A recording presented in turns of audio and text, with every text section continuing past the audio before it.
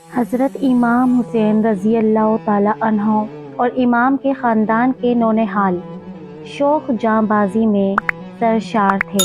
انہوں نے میدان میں جانا چاہا، لیکن قریب کے گاؤں والے جہاں اس ہنگامے کی خبر پہنچی تھی وہاں کے مسلمان بےتاب ہو کر حاضر خدمت ہو گئے تھے۔ انہوں نے اصرار کیے، حضرت کے در پہ ہو گئے اور کسی طرح راضی نہ ہوں کہ جب تک ان میں سے ایک بھی زندہ ہے خاندان اہل بیت کا کوئی بچہ بھی میدان میں جائے۔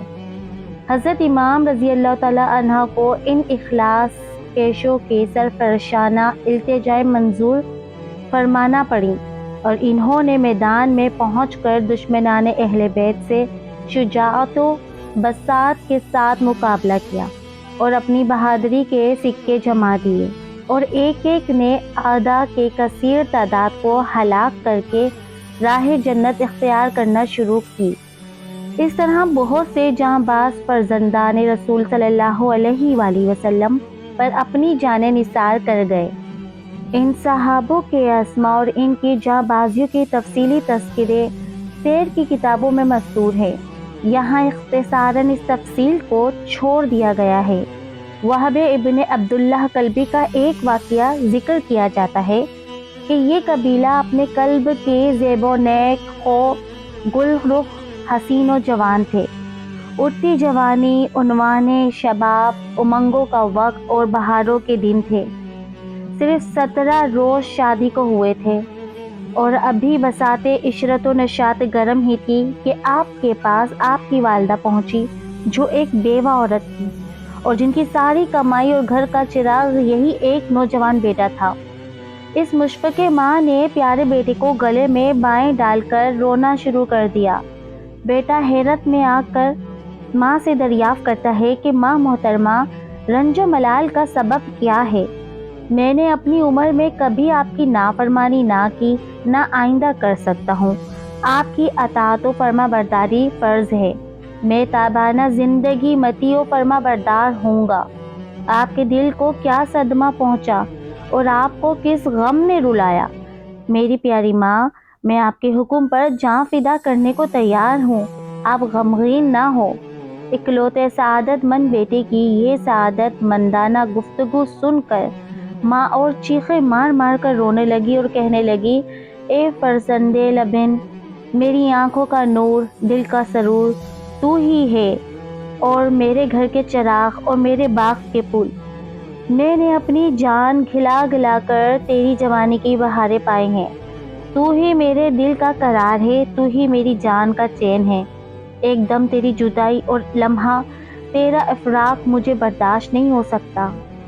اے جان مادر، میں نے تجھے اپنا خون پلایا ہے۔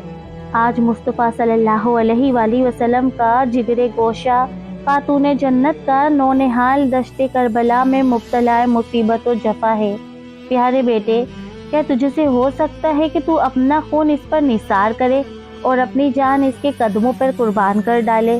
اس بے غرض زندگی پر ہزار تف ہے کہ ہم زندہ رہیں اور سید عالم صلی اللہ علیہ وآلہ وسلم کا لاڈلا ظلم و جفا کے ساتھ شہید کیا جائے۔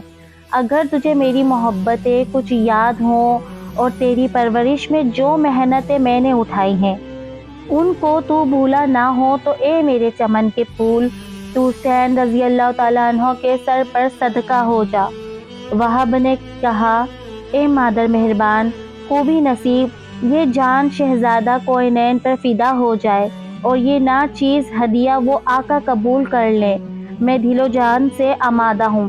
ایک لمحہ کی اجازت چاہتا ہوں تاکہ اس بیوی سے 2 باتیں کر لوں جس نے اپنی زندگی کی عیش و راحت کا صحرا میرے سر باندھا ہے اور جس کے ارمان میرے سوا کسی طرف نظر اٹھا کر نہیں دیکھ سکتے۔ اس کی حسرتوں کیا تڑپنے کا خیال ہے۔ وہ اگر صبر نہ کر سکی تو میں اس کو اجازت دے دوں گا کہ وہ اپنی زندگی کو جس طرح چاہے گزارے۔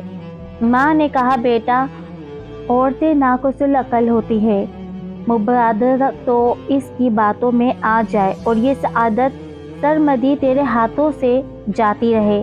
وہب نے کہا، پیاری ماں، امام حسین علیہ الصلوۃ والسلام کی محبت کی گرہ دل میں ایسی مضبوط لگی ہے کہ اس کو کوئی کھول نہیں سکتا، اور ان کی جان نثاری کا نقش دل پر اس طرح جاگزی ہوا ہے جو دنیا کے کسی بھی پانی سے نہیں دھویا جا سکتا۔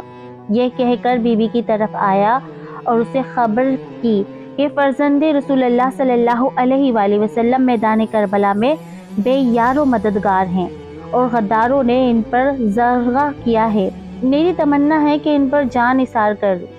یہ سن کر نئی دلہن نے امید بھرے دل سے ایک آہ کھینچی اور کہنے لگی، اے میرے آرام جاں، افسوس ہے کہ اس جنگ میں تیرا ساتھ نہیں دے سکتی۔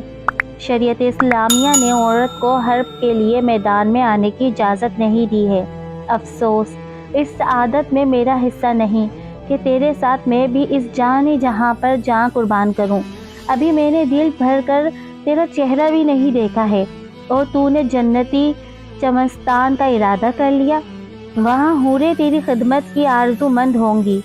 مجھ سے عہد کر کہ جب سرداران اہل بیت کے ساتھ جنت میں تیرے لیے بے شمار نعمتیں حاصل کی جائیں گی اور بہشتی حوریں تیری خدمت کے لیے حاضر ہوں گی، اس وقت تو مجھے نہ بھول جائے۔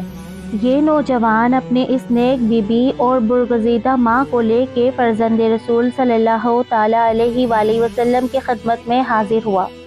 دلہن نے عرض کی، یا ابن رسول، شہداء گھوڑے سے زمین پر گرتے ہی حوروں کی گود میں پہنچتے ہیں اور بہشتی حسین کمال اطاعت شعاری کے ساتھ ان کی خدمت کرتے ہیں۔ میرا یہ نوجوان شوہر حضور پر جان نثاری کی تمنا رکھتا ہے اور میں نہایت بے کس ہوں۔ نہ میری ماں ہے، نہ باپ ہے، نہ کوئی بھائی ہے، نہ ایسے قرابتی رشتہ دار ہیں جو میری کچھ خبری گیری کر سکیں۔ التجا یہ ہے کہ عرصہ گاہ محشر میں میرے اس شوہر سے جدائی نہ ہو اور دنیا میں مجھ غریب کو آپ کے اہل بیت اپنی کنیزوں میں رکھے اور میری عمر کا آخری حصہ آپ کی پاک بیویوں کی خدمت میں گزر جائے۔ حضرت امام حسین رضی اللہ تعالیٰ عنہ کے سامنے یہ تمام عہد ہو گئے اور وہاب نے عرض کر دیا کہ اے امام رضی اللہ تعالیٰ عنہ، اگر حضور سید عالم صلی اللہ علیہ وآلہ وسلم کی شفاعت سے مجھے جنت ملی تو میں عرض کروں گا کہ یہ بیوی میرے ساتھ رہے اور میں نے اس سے عہد کیا ہے۔ وہاب اجازت چاہ کر میدان میں چل دیا۔ لشکر اعداء نے دیکھا کہ گھوڑے پر ایک ماہر سوار ہے اور اجل نہگانی کی طرح دشمن پر طاقت لاتا ہے۔ ہاتھ میں نیزہ ہے، دوش پر سپر ہے اور دل ہلا دینے والی آواز کے ساتھ کچھ پڑھتا آ رہا ہے۔ برق خاطف کی طرح میدان میں پہنچا، کوہ پہ کر گھوڑے پر سپہ گری کی، فنون دکھائے، صف اعداء سے مباز طلب کیا، جو سامنے آیا تلوار سے اس کا سر اڑا دیا۔ گرد و پیش خود سروں کے سروں کا انبار لگا دیا اور ناقصوں کے تن خون خاک میں تڑپتے نظر آنے لگے۔ یک بار کی گھوڑے کے باغ موڑ دی اور ماں کے پاس آ کر عرض کیا کہ اے مادر مشفقہ، تو مجھ سے راضی ہوئی؟ اور بیوی کی طرف جا کر اس کے سر پر ہاتھ رکھا جو بے قرار رو رہی تھی، اس کو صبر دلایا۔ اس کی زبان حال کہتی ہے، اتنے میں اعداء کی طرف سے آواز آئی کہ کوئی مبارز ہے؟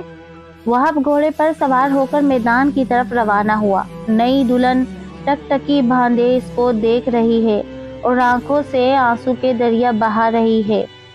وہاب شہرزاد کی طرح تیغ، آبدرو، نیزہ جاں شکار لے کر معرکہ کا راس میں صاعقہ وار آ پہنچا۔ اس وقت میدان میں اعداء کی طرف سے ایک مشہور بہادر اور نامدار سوار حکم بن طفیل غرور نبیس آزمائش میں سرشار تھا۔ وہاب نے ایک ہی حملے میں اس کو نیزے پر اٹھا کر اس طرح زمین پر دے مارا کہ ہڈیاں چکنا چور ہو گئیں اور دونوں لشکروں میں ایک شور مچ گیا اور مبارزوں میں ہمت مقابلہ نہ رہی۔ وہاب گھوڑا دوڑا تا قلب دشمن پر پہنچا۔ جو مبارز سامنے آتا اس کو نیزے کی نوک پر اٹھا کر خاک پر پٹک دیتا، یہاں تک کہ نیزہ پارا پارا ہو گیا۔ تلوار درمیان سے نکالی اور تیغ زنوں کی گردنیں اڑا کر خاک میں ملا دی۔ جب اعداء اس جنگ سے تنگ آ گئے تو عمر بن سعد نے حکم دیا کہ لوگ اس کے گرد ہجوم کر کے حملہ کریں۔ اور ہر طرف سے یک بارگی ہاتھ چھوڑیں۔ ایسا ہی کیا۔ جب وہ نوجوان زخموں سے چور ہو کر زمین پر آیا تو سیاہ دھلانے بد باطن نے اس کا سر کاٹ کر لشکر امام حسین رضی اللہ تعالیٰ عنہ میں ڈال دیا۔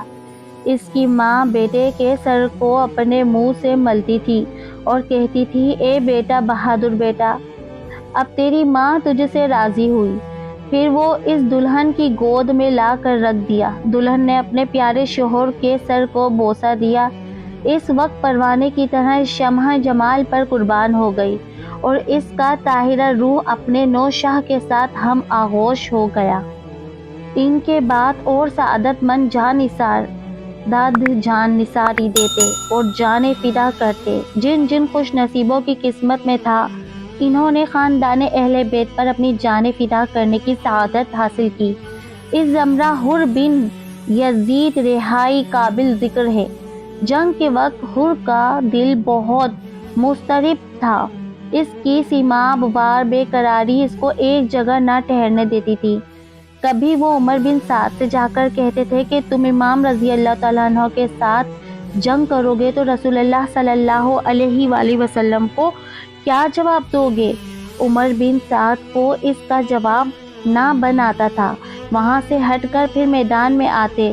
بدن کانپ رہا تھا، چہرہ زرد تھا، پیشانی کے آثار نمایاں تھے، دل دھڑک رہا تھا۔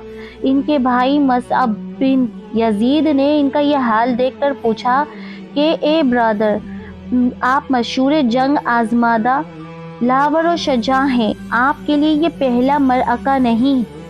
بار بار جنگ کی خونِ مناظر آپ کی نظر کے سامنے گزرے ہیں اور بہت سے دیو پیکر آپ کے خون آشام تلوار سے پیوند خاک ہوئے ہیں۔ آپ کا یہ کیا حال ہے اور آپ پر اس قدر خوف و ہراس کیوں غالب ہے؟ حر نے کہا کہ اے برادر، یہ مصطفیٰ صلی اللہ علیہ وآلہ وسلم کے فرزند سے جنگ ہے، اپنی عاقبت سے لڑائی ہے۔ میں بہشت و دوزخ کے درمیان کھڑا ہوں۔ دنیا پوری قوت کے ساتھ مجھ کو جہنم کی طرف کھینچ رہی ہے اور میرا دل اس کی ہیبت سے کانپ رہا ہے۔ اسی اثنا میں حضرت امام حسین رضی اللہ تعالیٰ عنہ کی آواز آئی، فرماتے ہیں، کوئی ہے آج آل رسول پر جان نثار کرے اور سید عالم صلی اللہ علیہ وآلہ وسلم کی حضوری میں سرخوئی پائے۔ یہ صدا تھی جس نے پاؤں کی بیڑیاں کاٹ دی، دل بیتاب کو قرار بخشا اور اطمینان ہوا کہ شہزادہ کونین حضرت امام حسین رضی اللہ تعالیٰ عنہ میری پہلی جرات سے چشم پوشی فرمائیں تو عجب نہیں۔ کریم نے کرم سے بشارت دی ہے، جان فدا کرنے کا ارادہ سے چل پڑو۔ گھوڑا دوڑا۔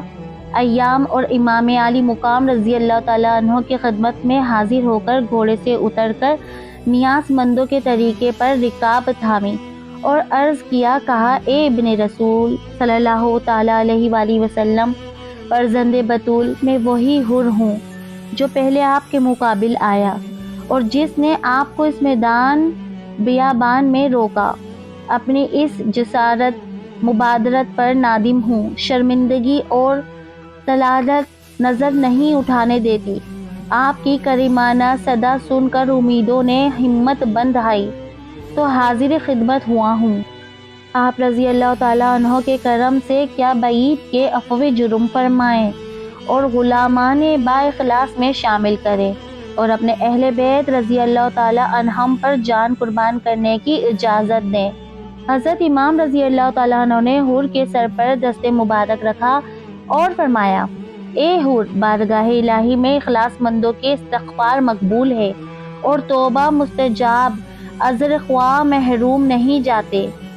شاد باش کہ میں نے تیری تقصیر معاف کی اور اس سعادت کے حصول کی اجازت دی۔ حر اجازت پا کر میدان کی طرف روانہ ہوا۔ گھوڑا چمکا کر صف اعداء پر پہنچا۔ حر کے بھائی مصعب بن یزید نے دیکھا کہ حر نے دولت سعادت پائی اور نعمت آخر سے بہرومند اور حرص سے دنیا کی غبار سے اس کا دامن پاک ہوا۔ اس کے دل میں بھی ولولہ اٹھا اور بھاگ اٹھا کہ گھوڑا دوڑاتا ہوا چلا۔ عمر بن سعد کے لشکروں کو گمان ہوا کہ بھائی کے مقابلے کے لیے جاتا ہے۔ جب میدان میں پہنچا تو بھائی سے کہنے لگا، بھائی تو میرے لیے حضر راہ ہو گیا اور مجھے تو نے سخت ترین مہلکہ سے نجات دلائی۔ میں بھی تیرے ساتھ ہوں اور رفاقت حضرت امام رضی اللہ تعالیٰ عنہ کی سعادت حاصل کرنا چاہتا ہوں۔ ادائے بدکیش کو اس واقعے سے نہایت حیرانی ہوئی۔ یہ واقعہ دیکھ کر عمر بن سعد کے بدن پر لرزہ پڑ گیا، وہ گھبرا اٹھا۔ اس نے ایک شخص کو منتخب کر کے اس کے لیے بھیجا اور کہا کہ رفق مدارات کے ساتھ سمجھا بہکا کر حر کو اپنے موافق کرنے کی کوشش کرے اور اپنی چال بازی اور فریب کاری انتہا کو پہنچا دے۔ پھر بھی ناکامی ہو تو اس کا سر کاٹ کر لیا۔ وہ شخص چلا اور حر سے آ کر کہنے لگا، اے حر، تیری عقل و دانائی پر فخر کیا کرتے تھے، آج تو نے کمال نادانی کی اور اس لشکر جراح سے نکل کر یزید کے انعام و اکرام پر ٹھوکر مار کر چند بے کس مسافروں کا ساتھ دیا، جن کے ساتھ نانہ خشک کا ایک ٹکڑا اور پانی کا ایک قطرہ بھی نہیں ہے۔ تیرے اس نادانی پر افسوس آتا ہے۔ حر نے کہا، اے بے عقل ناسے، تجھے اپنی نادانی پر رنج کرنا چاہیے کہ تو نے طاہر کو چھوڑ کر نجس کو قبول کیا اور دولت باقی کی مقابلے میں دنیائے فانی کو ہوم آرام کو ترجیح دی۔ حضور سید عالم صلی اللہ علیہ وآلہ وسلم نے امام حسین رضی اللہ تعالیٰ عنہ کو اپنا پھول فرمایا ہے۔ میں اس گلستان رسالت پر جان قربان کرنے کی تمنا رکھتا ہوں۔ رضائے رسول اللہ صلی اللہ علیہ وآلہ وسلم سے بڑھ کر کونین میں کون سی دولت ہے؟ کہنے لگا، اے حر، یہ تو میں بھی خوب جانتا ہوں، لیکن ہم لوگ سپاہی ہیں اور آج دولت و مال یزید کے پاس ہے۔ حر نے کہا، اے کم ہمت، اس حوصلے پر نالت، اب تو نہ سہا بد باطن کو یقین ہو گیا کہ اس کی چڑب زبانی حر پر اثر نہیں کر سکتی۔ اہل بیت رضی اللہ تعالیٰ عنہم کی محبت اس کے قلب میں اتر گئی ہے اور اس کا سینہ آل رسول اللہ صلی اللہ علیہ وآلہ وسلم کی ولا سے مملو ہے۔ کوئی مکر و فریب اس پر نہ چلے گا۔ باتیں کرتے کرتے ایک تیر حر کے سینے پر کھینچ مارا۔ حر نے زخم کھا کر ایک نیزے کا وار کیا جو سینے سے پار ہو گیا اور زین سے اٹھا کر زمین پر پٹک دیا۔ اس شخص کے 3 بھائی تھے، یک بارگی حر پر دوڑ پڑے۔ حر نے آگے بڑھ کر ایک کا سر تلوار سے اڑا دیا، دوسرے کی کمر میں ہاتھ ڈال کر زین سے اٹھا کر اس طرح سے پھینکا کہ گردن ٹوٹ گئی۔ تیسرا بھاگ نکلا۔ حر نے اس کا تعاقب کیا، قریب پہنچ کر اس کی پشت پر نیزہ مارا، وہ سینے سے نکل گیا۔ اب حر نے لشکر ابن سعد کے ممنیہ پر حملہ کیا اور خوب زور کی جنگ ہوئی۔ لشکر ابن سعد کو حر کی جنگی ہنر کا اعتراف کرنا پڑا اور وہ جان باز صادق و شجاعت دے کر فرزند رسول صلی اللہ تعالیٰ علیہ وآلہ وسلم پر جان فدا کر گیا۔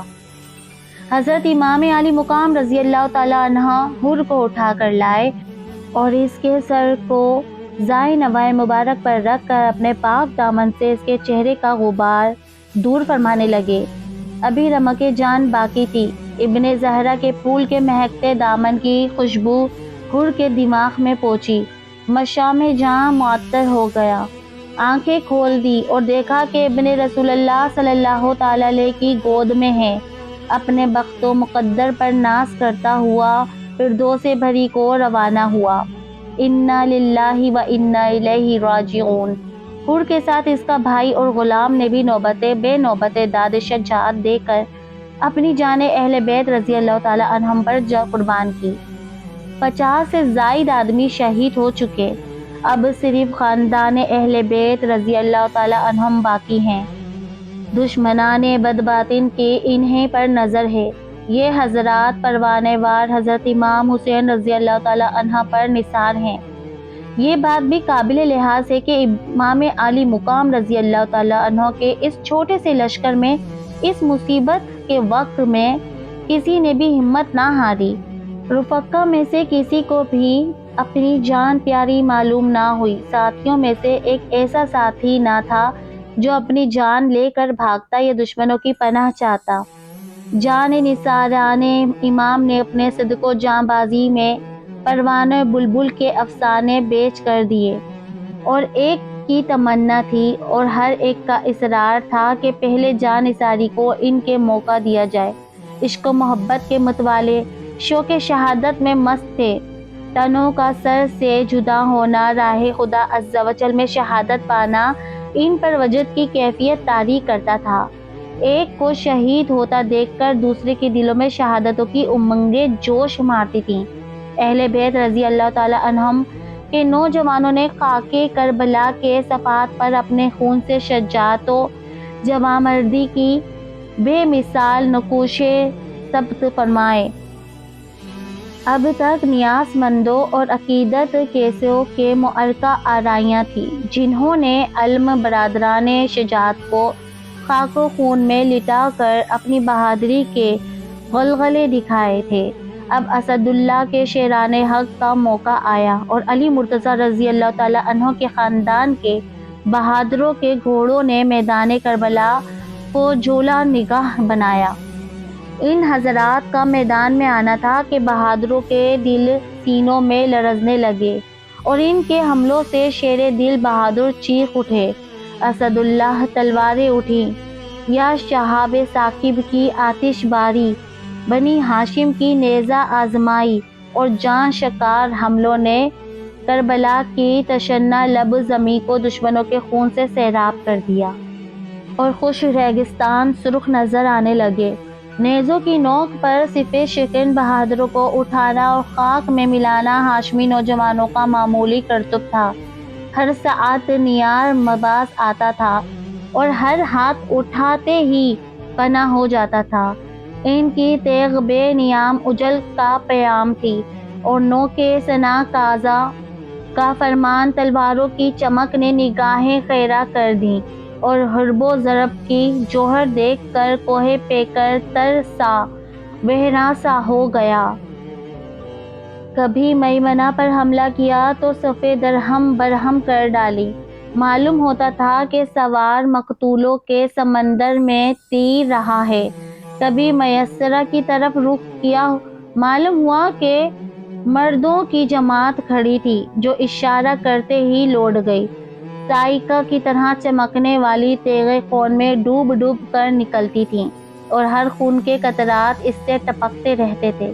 اس طرح خاندان امام کے نوجوان اپنے اپنے جوہر دکھا دکھا کر امام عالی مقام رضی اللہ تعالی عنہ پر جان قربان کرتے چلے جا رہے تھے۔ خیمے سے چلتے تو چمنستان کی دلکش فضا ان کی آنکھوں کے سامنے ہوتی تھی۔ میدان کربلا کی راہ سے اس منزل تک پہنچنا چاہتے تھے۔ فرزندان امام حسین رضی اللہ تعالی عنہ کے محاربہ نے دشمن کے ہوش اڑا دیے۔ ابن سعد نے اعتراف کیا کہ اگر فریب کاریوں سے کام نہ لیا جاتا تو ان حضرات پر پانی بند نہ کیا جاتا تو اہل بیت رضی اللہ تعالی عنہم کا ایک ایک نوجوان تمام لشکر کو برباد کر ڈالتا۔ جب وہ مقابلے کے لیے اٹھتے تھے تو معلوم ہوتا تھا کہ قہر الہی عز و جل آ رہا ہے۔ ان کا ایک ایک ہنر ور، صف، شکنی، مبارزگی میں فرد تھا۔ الحاصل اہل بیت رضی اللہ تعالی عنہم کے نونہال اور ناز کے پالوں نے میدان کربلا میں حضرت امام حسین رضی اللہ تعالی عنہ پر اپنی جانیں فدا کی اور تیر سانحوں کی بارش میں حمایت حق سے منہ نہ موڑا۔ گردنیں کٹوائیں، خون بہائے، جانیں دیں، مگر کلمہ حق زبان پر نہ آنے دیا۔ نوبت بے نوبت تمام شہزادائے شہید ہوتے چلے گئے۔ اب حضرت امام حسین رضی اللہ تعالیٰ عنہ کے سامنے ان کے نور نظر حضرت علی اکبر رضی اللہ تعالیٰ عنہ حاضر ہیں۔ میدان کی اجازت چاہتے ہیں۔ منت و سماحت ہو رہی ہے۔ عجیب وقت ہے۔ چہیتا بیٹا شفیع کے باپ سے گردن کٹوانے کی اجازت چاہتا ہے اور اس پر اصرار کرتا ہے کہ جس کی کوئی ہٹ، کوئی ضد ایسی نہ ہوتی جو پوری نہ کی جاتی۔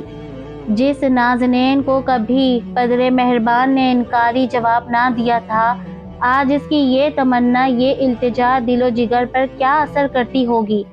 اجازت دیں تو کس بات کی؟ گردن کٹانے اور خون بہانے کی؟ نہ دے تو چمنستان رسالت کا وہ گل شاداب کمہلا جاتا ہے۔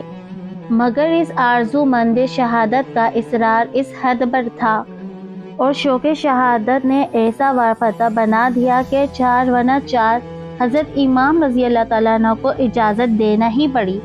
حضرت امام رضی اللہ تعالیٰ عنہ نے اس نوجوان جمیل کو خود گھوڑے پر سوار کیا، اسلحہ اپنے دستے مبارک سے لگائے، فولادی مغفر سر پر رکھا، کمر پر پٹکا باندھا، تلوار حمائل کی، نیزہ اس ناز پروردہ سیادت کے مبارک ہاتھ میں دیا۔ اس وقت اہل بیت رضی اللہ تعالیٰ عنہم کی بیویوں بچوں پر کیا گزر رہی تھی، جن کا تمام کنبہ و قبیلہ، برادر، فرزند سب شہید ہو چکے تھے، اور ایک جگمگاتا ہوا چراغ ابھی آخری سلام کر رہا تھا۔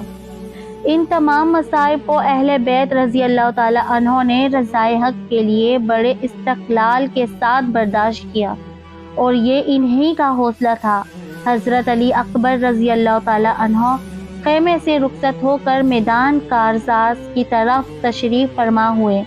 جنگ کے مطلع میں ایک آفتاب چمکا، مشکی کاکل کی خوشبو سے میدان مہک گیا۔ چہرے کی تجلی نے معرکہ کا راز کو عالم انوار بنا دیا۔ میدان کربلا میں فاطمی نوجوان پشت سمندر پر جلوہ آرا تھا، چہرے کی تابش ماہ تاباں کو شرما رہی تھی۔ سر و قامت نے اپنے جمال سے ریگستان کو بستان حسن بنا دیا۔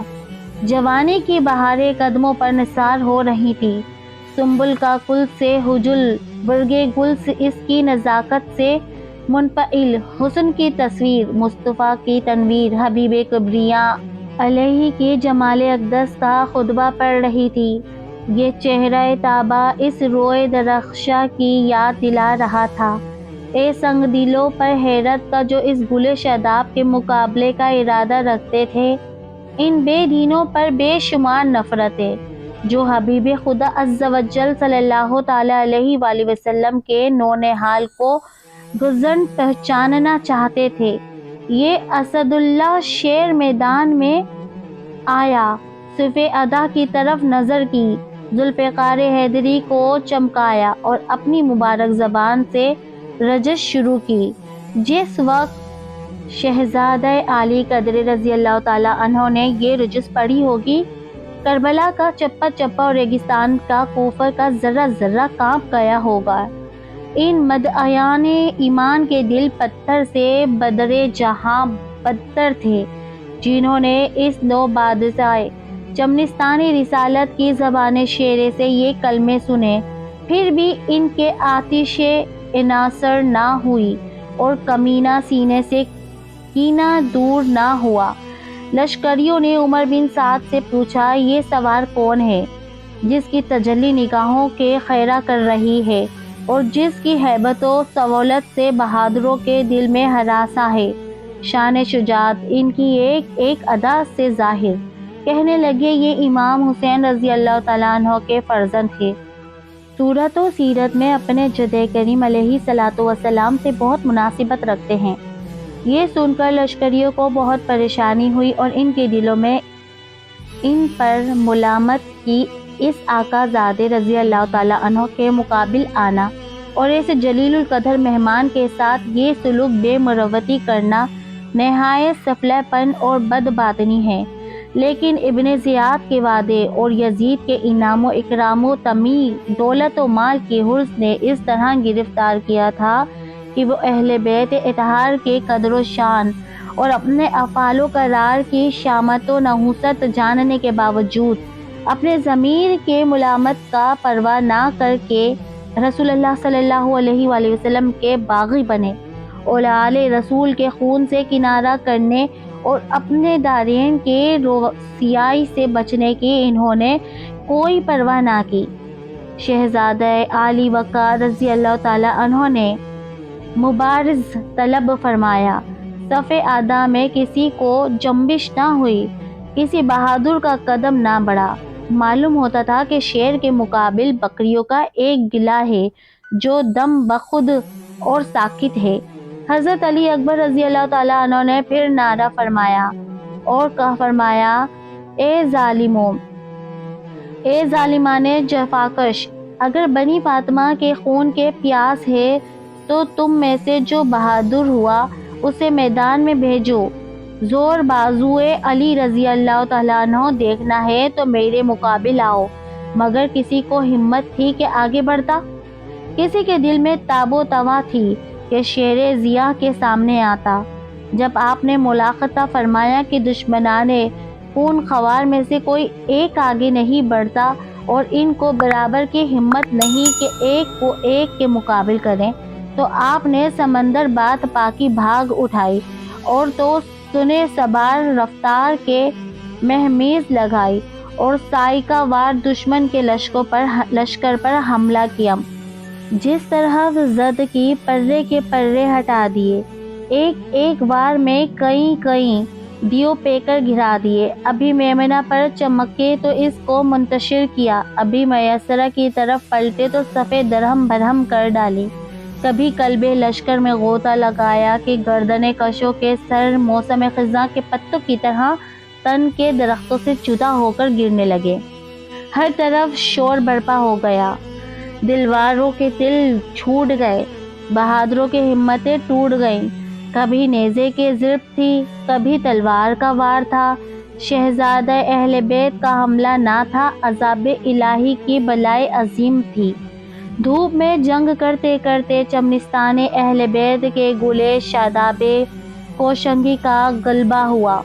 باغ موڑ کر والد ماجد کی خدمت میں حاضر ہوئے، عرض کی، اے پدر بزرگوار، پیاس کا بہت غلبہ ہے۔ غلبے کی کیا انتہا، 3 دن سے پانی بند ہے، تیز دھوپ، اس میں جان بازانہ دوڑ دھوپ، گرم ریگستان، لوہے کے ہتھیار جو بدن پر لگتے ہوئے ہیں وہ تمازات آفتاب سے آگ ہو رہے ہیں۔ اگر اس وقت حلق تر کرنے کے لیے چند قطرے مل جائیں تو فاطمی شیر غربا خصلتوں کو پیوند خاک کر ڈالے۔ شفیق باپ نے جاں-باز بیٹے کی پیاس دیکھی، مگر پانی کہاں تھا جو اس تشنہ شہادت کو دیا جاتا۔ دست شفقت سے چہرہ گلگلوں کا گرد و غبار صاف کیا اور اپنی انگشتری فرزند چمن کے دہان اقدس میں رکھ دی۔ قدر مہربان کی شفقت سے فی الجملہ تسکین ہوئی۔ پھر شہزادہ نے میدان کا رخ کیا، پھر صدا دی، کوئی جان پر کھیلنے والا ہو تو سامنے آئے۔ عمر بن سعد نے طارق سے کہا، بڑے شرم کی بات ہے کہ اہل بیت کا اکیلا نوجوان میدان میں ہے اور تم ہزاروں کی تعداد میں ہو۔ اس نے پہلی مرتبہ مبارزہ طلب کیا تو تمہاری جماعت میں سے کسی کو ہمت نہ ہوئی، پھر وہ آگے بڑھا تو صفے کی صفیں درم برم کر ڈالی اور بہادروں کا کھیت کر دیا۔ بھوکا ہے، پیاسا ہے، دھوپ میں لڑتے لڑتے تھک گیا ہے، خستہ اور ماندہ ہو چکا ہے، پھر مبارزہ طلب کرتا ہے، اور تمہاری تازہ دم جماعت میں سے کسی کو یارائے مقابلہ نہیں۔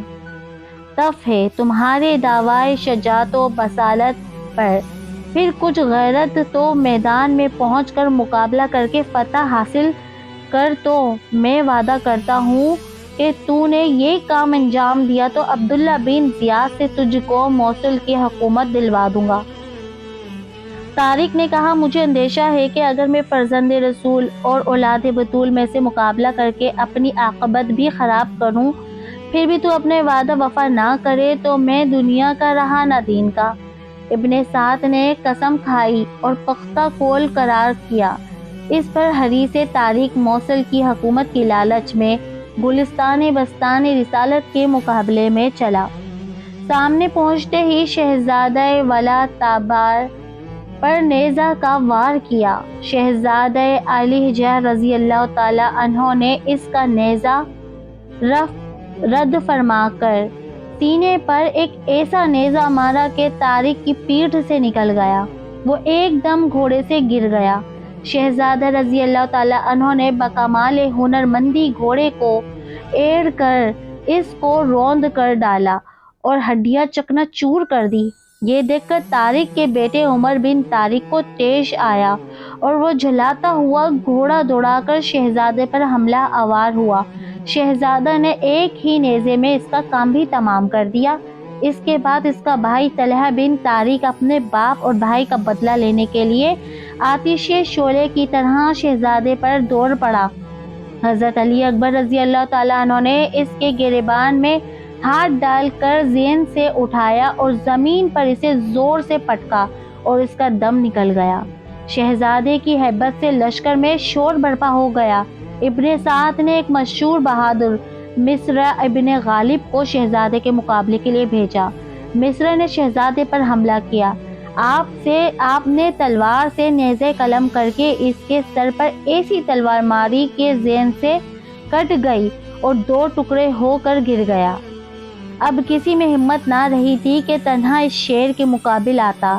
ناچار ابن سعد نے محکم بن طفیل اور ابن نوفل کو 1000 سوار کے ساتھ شہزادہ رضی اللہ تعالیٰ عنہ پر یک بارگی حملہ کرنے کے لیے بھیجا۔ شہزادہ رضی اللہ تعالیٰ عنہ نے نیزہ اٹھا کر ان پر حملہ کیا اور انہیں دھکیل کر قلب لشکر کی طرح بھگا دیا۔ اس حملے میں شہزادے کے ہاتھ سے کتنے بد نصیب ہلاک ہوئے، کتنے پیچھے ہٹے۔ آپ پر پیاس کی شدت بہت ہوئی۔ پھر گھوڑا دوڑا کر پدر عالی مقام رضی اللہ تعالیٰ عنہ کی خدمت میں حاضر ہو کر عرض کی کہ بابا، پیاس کی شدت بہت ہے۔ اس مرتبہ حضرت امام رضی اللہ تعالیٰ عنہ نے فرمایا، اے نور دیدہ، حوض کوثر سے سیرابی کا وقت قریب آ گیا ہے۔ دست مصطفیٰ علیہ السلام سے وہ جام ملے گا جس کی لذت نہ تو تصور میں آ سکتی ہے، نہ زبان بیان کر سکتی ہے۔ یہ سن کر حضرت علی اکبر رضی اللہ تعالیٰ عنہ کو خوشی ہوئی اور وہ پھر میدان کی طرف لوٹ گئے اور لشکر دشمنوں کے یمین و یسار پر حملہ کرنے لگے۔ اس مرتبہ لشکر اشرار نے یک بارگی چاروں طرف سے گھیر کر حملہ کرنا شروع کر دیے۔ آپ بھی حملہ فرماتے رہے اور دشمن ہلاک ہو کر خاک خون میں لوٹتے رہے، لیکن چاروں طرف سے نیزوں کے زخموں نے تن نازنین کو چکنا چور کر دیا تھا اور چمن فاطمہ کا گل رنگین اپنے خون میں نہا گیا تھا۔ پہیوں تغیر سنان کی زر پر پڑ رہی تھی اور فاطمی شہوار پر تیر و تلوار کا مینا برس رہا تھا۔ اس حالت میں آپ پشت زین سے روئے اور زمین پر آئے اور سر و قامت نے خاک کے کربلا پر استراحت کی۔ اس وقت آپ نے آواز دی، بابا، مجھ کو لیجیے۔ حضرت امام رضی اللہ تعالیٰ عنہ گھوڑا بڑھا کر میدان میں پہنچے اور جان باز نونہال کو خیمہ میں لائے، ان کا سر گود میں لیا۔ حضرت علی اکبر رضی اللہ تعالیٰ عنہ نے آنکھیں کھولی اور اپنا سر والد کی گود میں رکھ کر فرمایا، جان ماں نیاز مندان قربان تو بعد۔ اے بابا، میں دیکھ رہا ہوں آسمان کے دروازے کھلے ہوئے ہیں، بیشتی حوریں شربت کے جام لیے انتظار کر رہی ہے۔ یہ کہا اور جان اپنے کے سپرد کر دی۔ انا للہ و انا الیہ راجعون۔ اہل بیت کا صبر و تحمل، اللہ اکبر۔ امید کے گل شگفتہ کو تھملایا ہوا دیکھ کر الحمدللہ کہا، ناز کے پالوں کو قربان کر دیا اور شکر الہی عز و جل بجا لائے، اور مصیبت تو اندھاہوں کی کچھ نہایت ہے، فاقہ پر فاقہ ہے، پانی کا نام و نشان نہیں، بھوکے پیاسے فرزند تڑپ تڑپ کر جان دے چکے ہیں، جلتی ریت پر فاطمی نونہال ظلم و جفا سے ذبح کیے گئے ہیں، عزیز و اقارب، دوست و احباب، خادم مولا، دل بند جگر پیوند، سب آئے وفادار کر کے دوپہر میں شربت شہاد نوش کر دیے۔ اہل بیت رضوان اللہ تعالیٰ علیہ اجمعین کے قافلے میں سناٹا ہو گیا، جن کا کلمہ کلمہ تسکین دل راحت میں جان تھا وہ نورے کی تصویریں خاک و خون میں خاموش پڑی ہوئی ہیں۔ آل رسول نے رضا و صبر کا وہ امتحان دیا جس نے دنیا کو حیرت میں ڈال دیا۔ بڑے سے بڑے لے کر بچے تک مبتلا مصیبت تھے۔ حضرت امام رضی اللہ تعالیٰ عنہ کے چھوٹے فرزند علی اصغر رضی اللہ تعالیٰ عنہ جو ابھی کم سن ہیں، شیر خوار ہیں، پیاس سے بےتاب ہے، شدت تشنگی سے تڑپ رہے ہیں۔ ماں کا دودھ خشک ہو گیا، پانی کا نام و نشان نہیں ہے۔ اس چھوٹے بچے کے خشک ننھی زبان باہر آتی ہے، بے چینی میں ہاتھ پاؤں مارتے ہیں اور بیچ کھا کھا کر رہ جاتے ہیں۔ کبھی ماں کی طرف دیکھتے ہیں اور ان کی سوکھی زبان دکھلاتے ہیں۔ نادان بچہ کیا جانتا ہے کہ ظالموں نے پانی بند کر دیا ہے۔ ماں کا دل اس بے چینی سے پاش پاش ہوا جاتا ہے کہ کبھی بچہ باپ کی طرف اشارہ کرتا ہے، وہ جانتا تھا کہ ہر چیز یہ لا کر دیا کرتے تھے۔ میری اب اس بے کسی کے وقت بھی پانی بہم پہنچائیں گے۔ چھوٹے بچے کی بےتابی دیکھی نہ گئی۔ والدہ نے حضرت امام حسین رضی اللہ تعالیٰ عنہ سے عرض کیا، اس ننھی سی جان کی بے تابی دیکھی نہیں جاتی، اس کو گود میں لے جائیے اور ان کا حال ظلمان سنگ دل کو دکھائیے، اس پر تو رحم آ جائے گا۔ اس کو تو چند قطرے دے دیے جائیں گے، یہ نہ جنگ کرنے کے لائق ہے نہ میدان کے لائق ہے، اس سے کیا عداوت ہے۔ حضرت امام رضی اللہ تعالیٰ عنہ اس چھوٹے نور نظر کو سینے سے لگا کر سپاہ دشمن کے سامنے پہنچے اور فرمایا کہ اپنا تمام کنبہ تو تمہارے بے رحمی اور جور و جفا کے نظر کر چکا، اب اگر آتش بغض و انار جوش پر ہے تو اس کے لیے میں ہوں۔ یہ شیر خوار بچہ پیاس سے دم توڑ رہا ہے، اس کی بےتابی دیکھو، اور کچھ شائبہ بھی رحم کا ہو تو اس کے حلق ترک کرنے کو ایک گھٹ پانی دو۔ جفا کرانے سنگ دل پر اس کا کچھ اثر نہ ہوا اور ان کو ذرا رحم نہ آیا۔ بجائے پانی کے ایک بدبخت نے تیر مارا جو علی اصغر رضی اللہ تعالیٰ عنہ کا حلق چھیدتا ہوا امام رضی اللہ تعالیٰ عنہ کے بازو میں بیٹھ گیا۔ امام رضی اللہ تعالیٰ عنہ نے وہ تیر کھینچا، بچے نے تڑپ کر جان دے دی۔ باپ کی گود سے ایک نور کا پتلا لپٹا ہوا ہے جو خون میں نہا رہا ہے۔